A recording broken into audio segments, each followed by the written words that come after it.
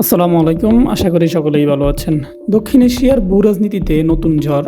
২০২৫ সালের নভেম্বরের শেষ সপ্তাহে বাংলাদেশ সেনাবাহিনী হেডকোয়ার্টারে ঢাকায় দেখা করলেন পাকিস্তানের শীর্ষ সামরিক শিল্প প্রতিষ্ঠানের প্রধান।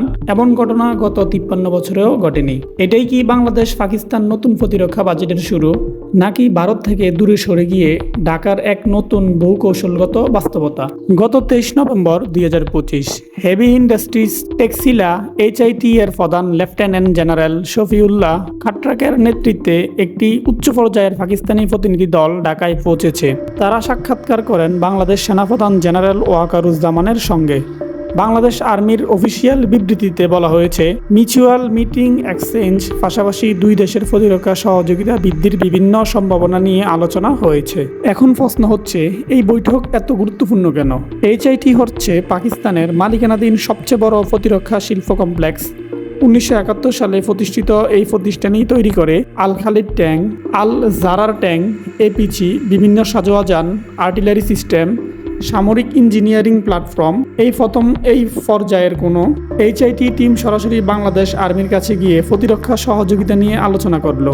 এর মানে বাংলাদেশ রিয়েল ইন্টারেস্ট দেখাচ্ছে পাকিস্তান অরিজিন সামরিক সরঞ্জামে।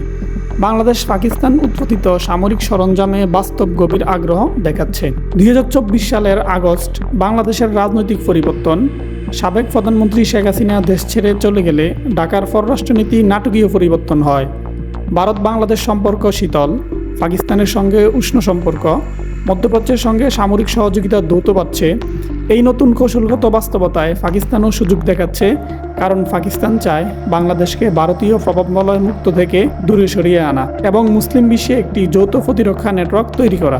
এর আগে ২৮ অক্টোবর ঢাকা সফর করেছিলেন পাকিস্তানের joint chief of staff committee এর চেয়ারম্যান জেনারেল শাহির শামশাদ মির্জা। সেই বৈঠকেও দুই দেশের মধ্যে যৌথ সামরিক প্রশিক্ষণ, সামরিক course, officer exchange, seminar, war college সহযোগিতা এই সকল বিষয়ে আলোচনা হয়।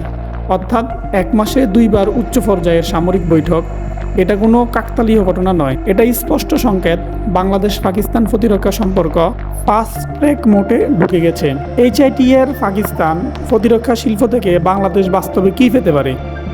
বাংলাদেশ সেনাবাহিনীর জন্য পাকিস্তান কয়েকটি ক্ষেত্রে অত্যন্ত আকর্ষণীয় হতে পারে।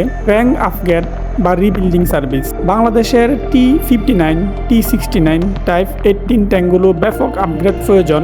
HIT এই কাজেই বিশ্বের সবচেয়ে অভিজ্ঞ প্রতিষ্ঠানগুলোর একটি। নতুন জেনারেশনে APC, IFP।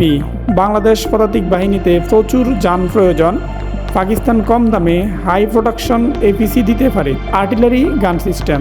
HIT এর ১৫৫ আর্টিলারি মর্টার ক্যারিয়ার সিস্টেম বাংলাদেশের বিশেষভাবে বিবেচনায় রাখতে পারে। জয়েন্ট প্রোডাকশন সবচেয়ে গুরুত্বপূর্ণ। বাংলাদেশ সামরিক শিল্প তৈরি করতে চায়, এক্ষেত্রে পাকিস্তান সহযোগিতা দিতে আগ্রহী, অর্থাৎ technology sharing, low cost procurement. Bangladesh একসাথে প্রযুক্তি ভাগাভাগি এবং কম খরচে সামরিক সরঞ্জাম কেনার সুযোগ এই দুটোই পেতে পারে। বাংলাদেশ পাকিস্তান ঘনিষ্ঠতা ভারতের জন্য কূটনৈতিক চাপ তৈরি করবে, কারণ ভারত বহুদিন ধরে বাংলাদেশকে তার নিরাপত্তা পরিসীমার বাফার স্টেট হিসেবে দেখাচ্ছে। একসময় ভারত ঢাকার প্রতিরক্ষা চুক্তির প্রধান অংশীদার ছিল, কিন্তু এখন ভারত আশ্রয় দিয়েছে শেখ হাসিনাকে। ঢাকা দিল্লির সম্পর্ক ঠান্ডা, দুই দেশের বাণিজ্য কূটনীতি শিথিল। এই অবস্থায় বাংলাদেশ যদি পাকিস্তানের কাছ থেকে সামরিক প্রযুক্তি নেয়, তাহলে দক্ষিণ এশিয়ার সামরিক সমীকরণ পাল্টে যাবে। পাকিস্তান শুধু বাংলাদেশ নয়, সৌদি আরব, কাতার, জর্ডান সহ প্রায় সব গালফ দেশকে সামরিক সুরক্ষা ফ্যাক্টর অফার করেছে।